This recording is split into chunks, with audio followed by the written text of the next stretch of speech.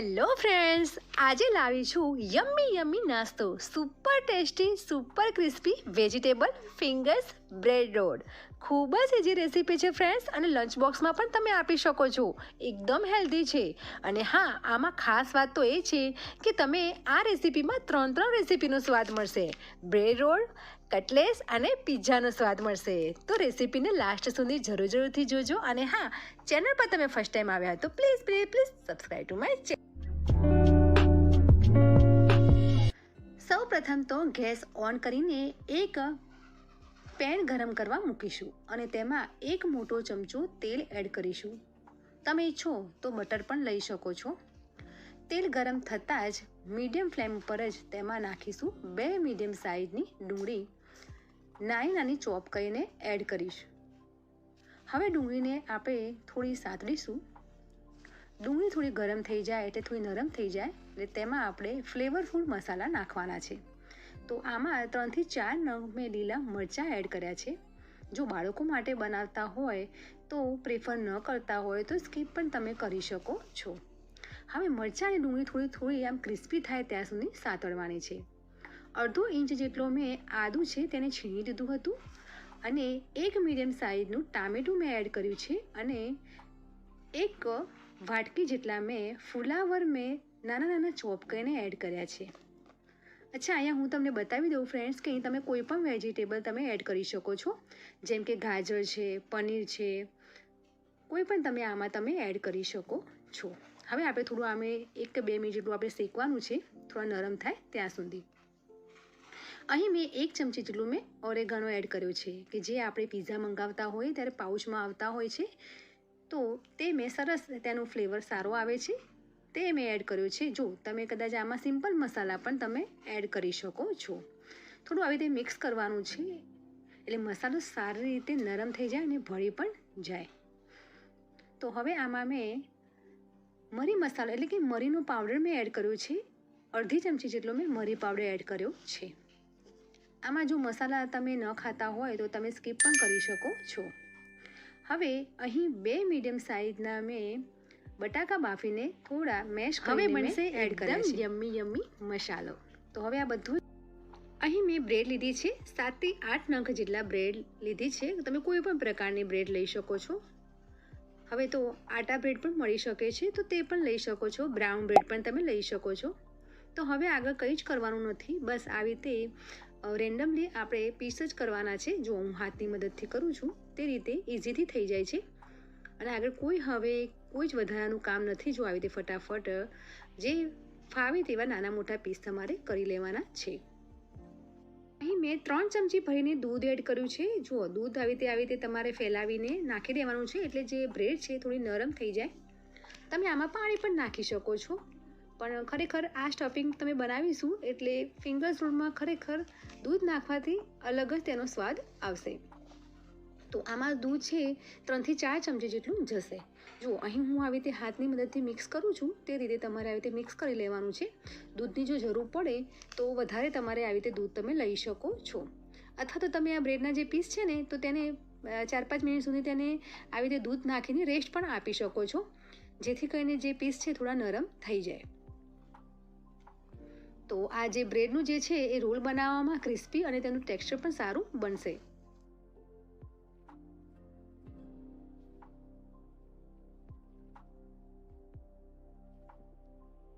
જુઓ, સરસ મજાનો ડો ટાઈપનું થઈ ગયું છે. હવે આપણે જે મસાલો રેડી કર્યો હતો તે ઠંડો થઈ ગયો છે, તે એડ કરીશું.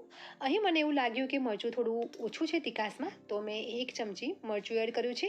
અને બ્રેડ આપણે લીધી છે તો બ્રેડના માપનું આપણે મીઠું એડ કરવાનું છે. જુઓ, અહીં તમારે બાળકો તીખું ન ખાતા હોય તો કમ્પ્લીટલી આ જે છે મસાલો એ કમ્પ્લીટ પરફેક્ટ જ છે, કેમ કે આપણે લીલા મરચાં પણ નાખ્યા છે અને તેની અંદર મરીનો પાવડર પણ નાખ્યો છે. હવે જો બાળકોને ગમે એટલે તેની અંદર મેં ફ્લેક્સ સીડ નાખ્યા છે. જુઓ, આપણે ગમે તે પિઝા મંગાવતા હોઈએ ત્યારે આ ટાઈપના તૈયાર પેકેટ મળતા હોય છે, તો તેમાં અહીં 2 થી 3 છે ને મેં પેકેટ અંદર એડ કર્યા છે. આ તમે સ્કીપ પણ કરી શકો છો. હવે બસ આમાં બીજું કોઈ જ વધારાનો મસાલો એડ કરવાનો નથી. હવે બરાબર બ્રેડનું જે મિક્સર અને આ જે આપણે મસાલો તૈયાર કર્યો હતો તે હવે બંને આપણે સારી રીતે મિક્સ કરી દઈશું.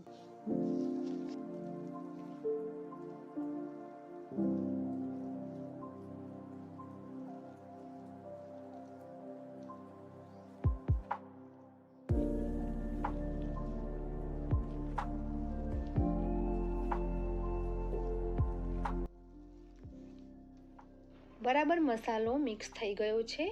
હવે નાખીશું ક્રિસ્પીનેસ અને સારી બાઇન્ડિંગ માટે આપણે કોર્નફ્લોર નાખીશું.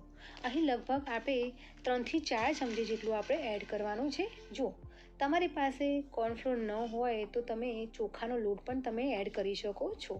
અહીં આપણે ચોખાનો લોટ અથવા તો કોર્નફ્લોરથી ક્રિસ્પીનેસ આવશે. હવે અહીં આ લોટ અંદર મિક્સ કરીને હવે બરાબર પાછું મિક્સ કરી દઈશું. એટલે સરસ મજાનો લોટ ટાઈપનો એટલે રેડી થઈ જશે, એટલે ડો ટાઈપનું થઈ જશે.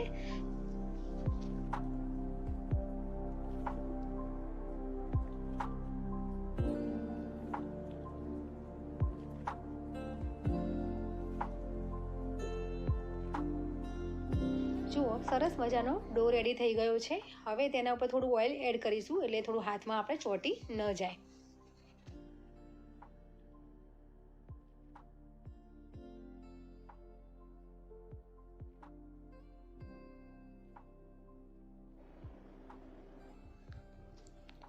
હવે જુઓ અહીં આપણે ડો રેડી થઈ ગયો છે. તો આપણે પૂરી બનાવતા હોઈએ તેટલું જ આપણે લોટ જેવું લેવાનું છે.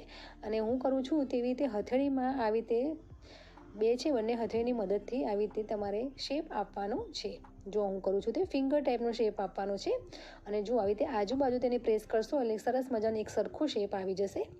તમે આનાથી મોટો પણ શેપ આપી શકો છો, જે તમારી ચોઈસ હોય. આનાથી મોટો પણ કરી શકો છો અને પતલો પણ આપી શકો છો. તો આવી રીતે ફિંગર જેવા આપણે શેપ બધા બનાવી દઈશું.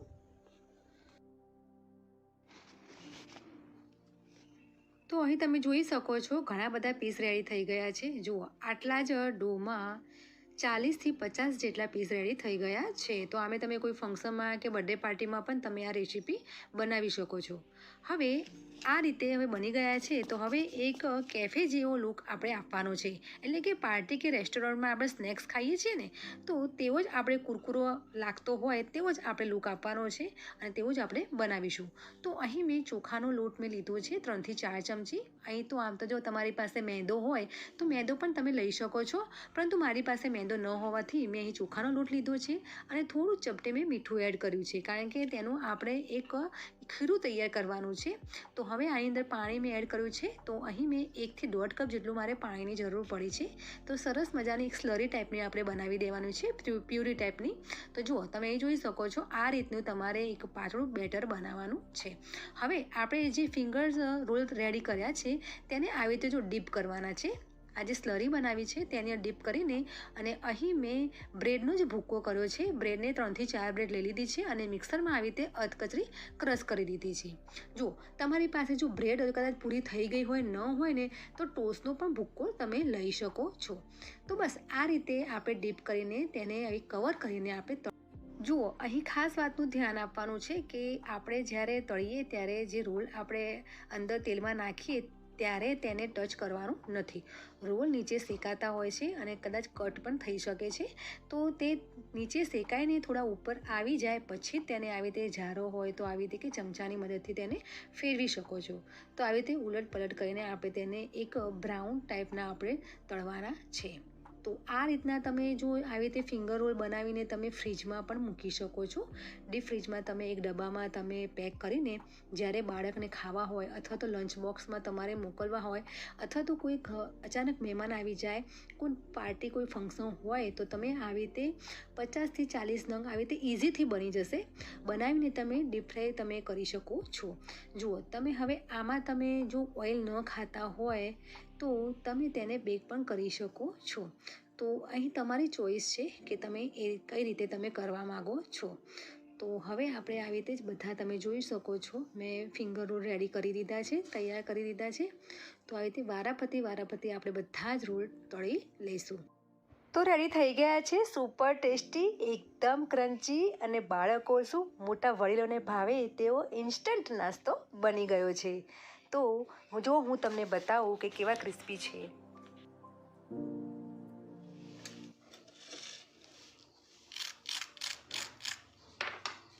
જોઈને જ ખાવાનું મન થઈ જાય તેવા બ્રેડના રોલ રેડી થઈ ગયા છે. તો ફ્રેન્ડ્સ આ રેસીપી તરત જ બની જાય છે. તો રેસીપીનું જરૂરથી ટ્રાય કરજો. અહીં મેં ટોમેટો સાથે સર્વ કરી છે. તમે ચા, કોફી અથવા તો ગ્રીન ચટણી સાથે પણ સર્વ કરી શકો છો. અને આ રેસીપી હેલ્ધી પણ છે. તો ટ્રાય જરૂરથી કરજો. અને આજની રેસીપી નાસ્તો તમને થોડો ઘણો પણ તમને ગમ્યો હોય તો પ્લીઝ મારી ચેનલને લાઈક કરો, શેર કરો, સબસ્ક્રાઈબ જરૂરથી કરજો. અને હા, તમે જો મારી રીલ્સ જોવા માગતા હોય તો